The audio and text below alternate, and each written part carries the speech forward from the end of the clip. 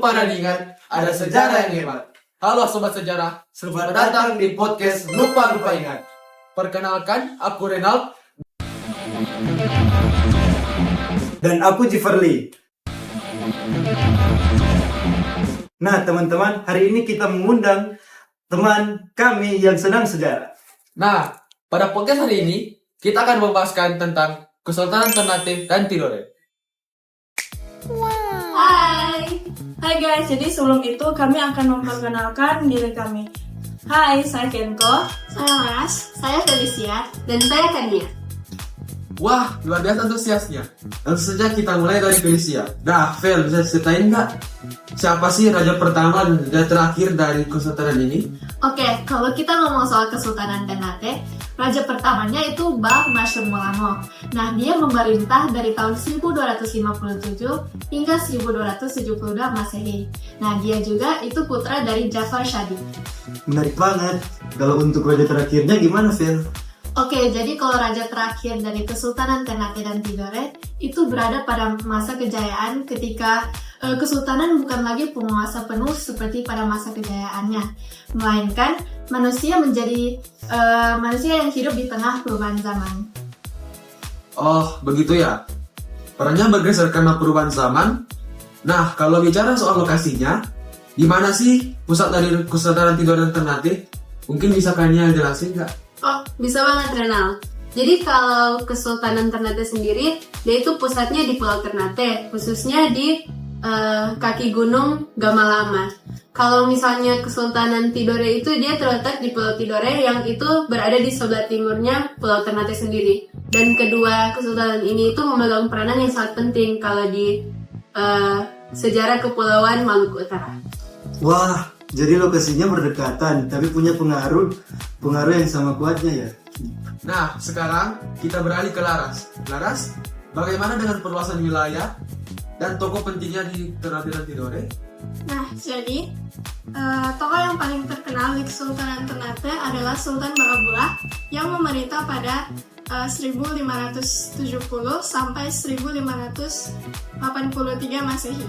Beliau berhasil memperluas wilayah hingga 72 pulau terpenuhi dan beliau jadi dijuluki sebagai penguasa 72 pulau dan berhasil mengusir penjajah Portugis. Lalu, bagaimana dengan Tidore? Apakah ada tokoh penting dalam perluasan wilayah juga, Laras? Ada Jif, jadi dari Tidore kita mengenal Sultan Nuku yang memerintah pada akhir abad ke-18. Beliau berhasil menyatukan wilayah Maluku dan Papua untuk melawan Belanda dan Inggris, serta memperluas wilayah kekuasaan Tidore hingga mencapai pesisir Papua. Wah, keren banget. Dua kesultanan ini benar-benar punya tokoh penggerak yang luar biasa.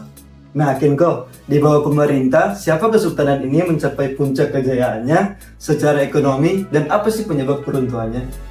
Nah, sebelum itu makasih Jif buat pertanyaannya. Jadi masa kejayaan kerajaan Ternate dan Tidore ini sangat erat kaitannya dengan Sultan Bahabullah, di mana mereka berhasil untuk memonopoli perdagangan rempah dan mengamankan wilayahnya pada zaman itu. Namun masa keruntuhan ini terjadi akibat campur tangan dari bangsa Eropa seperti Portugis dan Portugal, serta persaingan internal di mana kekuatan kesultanan mulai melemah di bawah pengaruh kekuasaan kolonial pada zaman itu. Luar biasa sejarahnya. Selain peninggalan budaya, ada juga kan peninggalan fisik yang masih ada sampai sekarang kan, Kinko? Tentu. Jadi peninggalan fisik yang masih bisa kita lihat itu ada Benteng Tuloko dan Benteng Castella yang berada di Ternate. Benteng-benteng ini menjadi saksi bisu atas pertahanan kesultanan terhadap serangan penjajahan pada masa itu. Wah, benar-benar menambah wawasan ya. Kalau dari Kania sendiri, warisan budaya apa, nilai-nilai yang bisa kita teladani? Nah, kalau tentang nilai ada 3 poin yang saya ambil. Yang pertama itu nilai ekonomi, karena kedua kesultanan ini mereka sangat pintar dalam menjaga kestabilan ekonomi mereka karena mereka kaya akan hasil bumi seperti rempah-rempah dan juga mereka memiliki penataan pelabuhan yang sangat rapi. Kemudian kalau nilai yang kedua itu kita bisa lihat dari nilai negosiasi dan kerjasama. Karena kesultanan ini mereka kan tadi seperti yang Kenko bilang, mereka berhasil bekerja sama dengan bangsa Eropa untuk keamanan mereka bersama.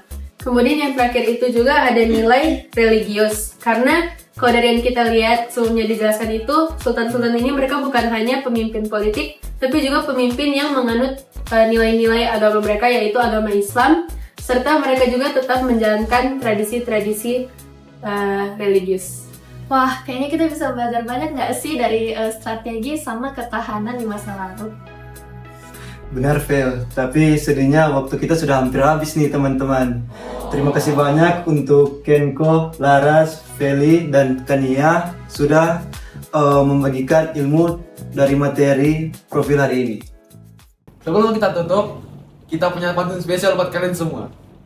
1, 2, 3. Ke pasar beli pepaya. Cakep! Bonus 1 dapat 2. Cakep! Kalau ada salah bicara, ingat, itu cuma bumbu cerita. Sampai jumpa di episode podcast Lupa-Lupa Ingat. Dadah! Dadah!